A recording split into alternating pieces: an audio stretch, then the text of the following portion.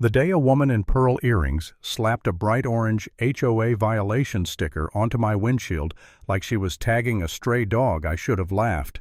But I didn't. Because 2 days later, that same woman, Brenda Hargrove, president of the Cedar Ridge Estates HOA, was screaming into a news camera while a security gate dropped between her and the only road her entire neighborhood could use. And the reason she lost her mind was simple. She'd finally realized the land under her perfect little kingdom and the road that fed it were both tied to the same name, mine.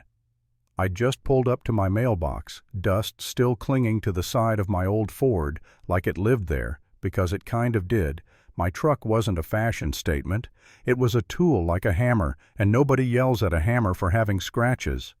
I'd barely popped the latch on the mailbox when an SUV the color of melted champagne slid up beside me and stopped, sideways, like she was cutting off a fleeing suspect.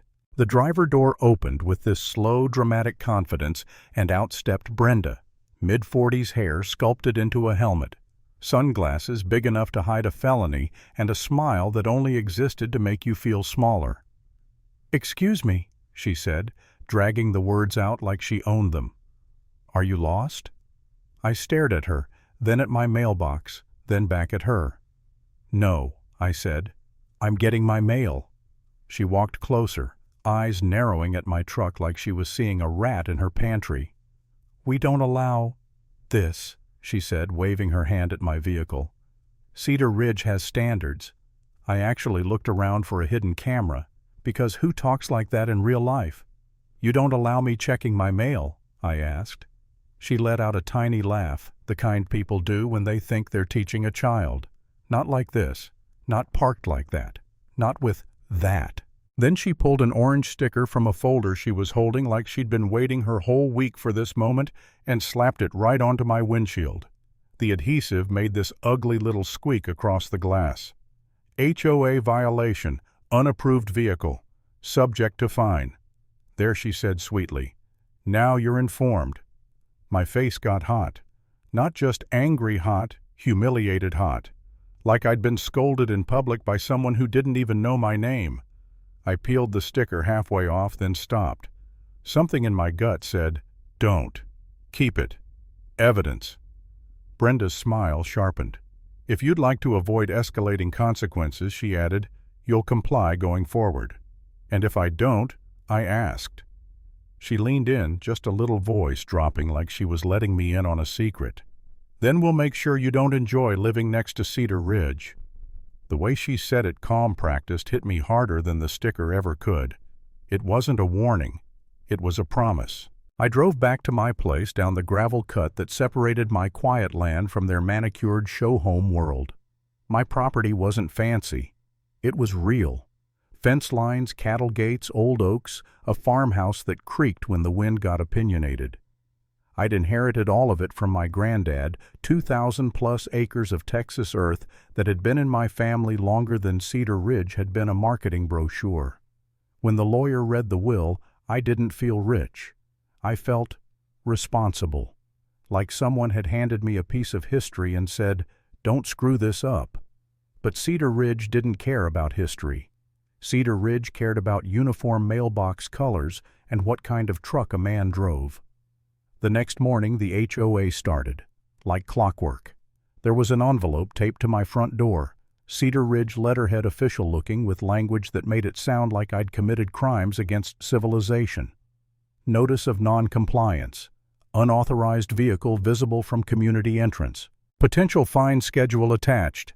I laughed once because it was so absurd. Then I saw the line that made my stomach tighten. Continued violations may result in towing at owner's expense. Towing. Off my own land. Next to a road I'd used for years without asking permission from anybody. That afternoon, Brenda showed up again, this time with 2 HOA board members trailing behind her like backup singers. She didn't knock. She stood at the edge of my porch like she was allergic to my wood steps and called out, "Mr. Ethan, right?" She'd done her homework. "That's me," I said, stepping outside. Brenda clasped her hands. "We'd like to welcome you to the community standards process." "I don't live in your community," I said. One of the board guys, late 50s, golf shirt smug, smirked. "You're adjacent. You affect property values." I couldn't help it. I actually laughed. "My truck affects your property values." Brenda's smile didn't move. "It affects the perception of Cedar Ridge Estates. And perception is everything." Then she held out a clipboard like she was offering me a chance to redeem myself. "Sign here acknowledging receipt of notices and agreeing to comply." I looked at the paper, then at her face. No. The air shifted. Brenda's sweetness faded by a few degrees. "Excuse me?" "No," I repeated. "I'm not signing anything from an HOA I'm not a part of." Brenda's eyes tightened. "We can make life complicated for you, Ethan." "You already are," I said. That night I sat at my kitchen table staring at the orange sticker I'd finally peeled off and slapped onto a folder like some twisted merit badge. I tried to tell myself it didn't matter, that it was just a bored HOA tyrant playing queen of a cul-de-sac. But it got under my skin. Because it wasn't just the letters, it was the way people in Cedar Ridge started looking at me like I was a stain on their perfect postcard. A couple of residents slowed their cars as they drove past my fence, phones raised snapping pictures like I was a zoo exhibit. I felt my jaw clench so hard my teeth ached. 2 days later another envelope arrived, this one not from the HOA. Plain official, heavier. The return address read, Carter Family Trust, Legal Affairs. I froze with it in my hands. Granddad didn't throw words like trust around unless he wanted something protected. My fingers hesitated before tearing it open. Inside was a notice and a stack of documents, leases, maps, survey lines, and one letter that made my throat go dry, regarding Cedar Ridge Estates and associated access easements. My heart started pounding fast, confused like it recognized danger before my brain did. I spent that whole night digging through my granddad's old safe, rusty key-heavy door, the smell of paper and oil and time. I found binders labeled with years' handwritten notes in the margins and a large folded survey map that took up half my floor when I spread it out. The lines were clean. The names were clear. Cedar Ridge Estates. Every shiny house, every perfect yard sat on a long-term lease that had started decades ago with a developer called Suncrest Development Group. Lease, not ownership. And the lease was set to expire in the 2030s. But what really hit me, what made me sit back on my heels and just stare, was the road. Hickory Ridge Road, the only paved access into Cedar Ridge from the highway. It wasn't in the lease. It wasn't dedicated to the county. It was marked in bold on my family's survey as a private access corridor under Carter control. I felt like the room tilted. No, I whispered to myself. That can't be right. Because if that map was true, then Cedar Ridge wasn't just bullying me. Cedar Ridge was sitting on a time bomb, and Brenda Hargrove probably knew it. And that's when the guilt crept in, quiet and heavy. Because I wasn't just looking at Brenda anymore. I was picturing families, kids, people who had poured their savings into those homes believing they owned solid ground. What happens if I pull the rug? What happens if I fight back and it burns everyone? I sat there in the dark, papers spread like a crime scene, and for the first time since Brenda slapped that sticker on my windshield, I didn't feel angry. I felt tired. I felt small. I thought, maybe I'm the problem. Maybe I'm reading it wrong. Maybe Granddad's notes are outdated. Maybe I'm about to wreck hundreds of lives over a bruised ego and an orange sticker. I leaned back in my chair and stared at the ceiling until my eyes watered and I actually said it out loud. What if I'm wrong? I could have walked away. I could have called a lawyer, asked for a payout, signed something, and disappeared. Peace. Quiet.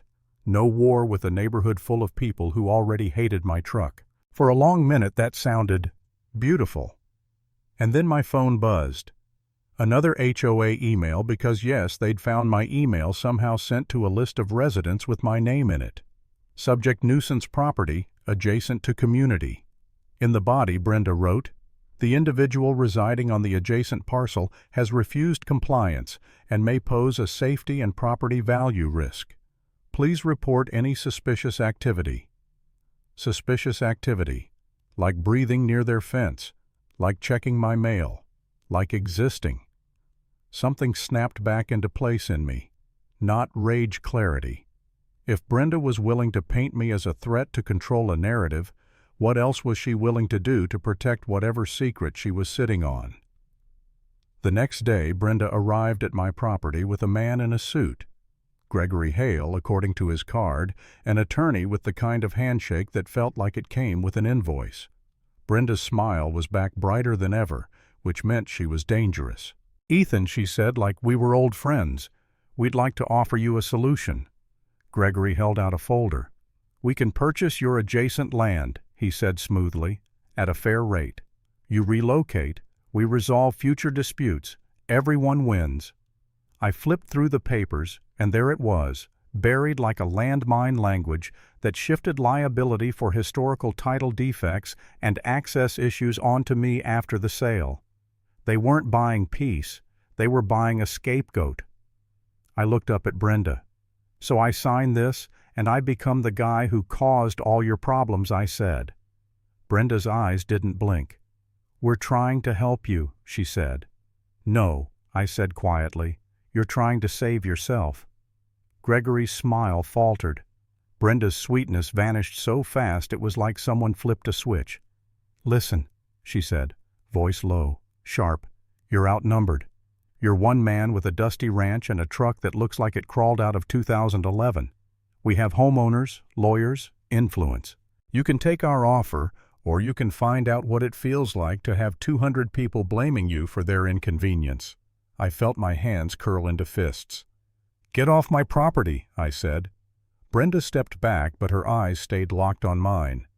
"This is your last friendly conversation," she whispered. After that, the harassment turned up. Cars parked near my gate. HOA inspectors walking my fence line with clipboards.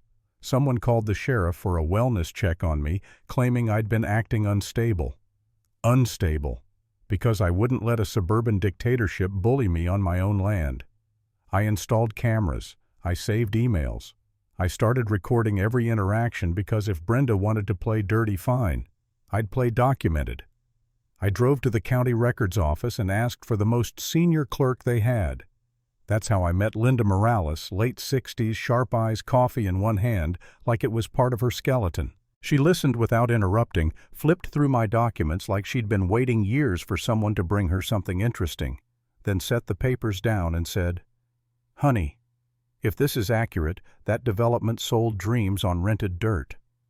My throat tightened. "So what do I do?" Linda looked at me for a long moment. "You do it smart," she said. "You do it legal. And you do it in a way that hurts the people who lied, not the people who got lied to." That sentence steadied me like a hand on my shoulder. I wasn't wrong to fight back. I just had to aim right. The plan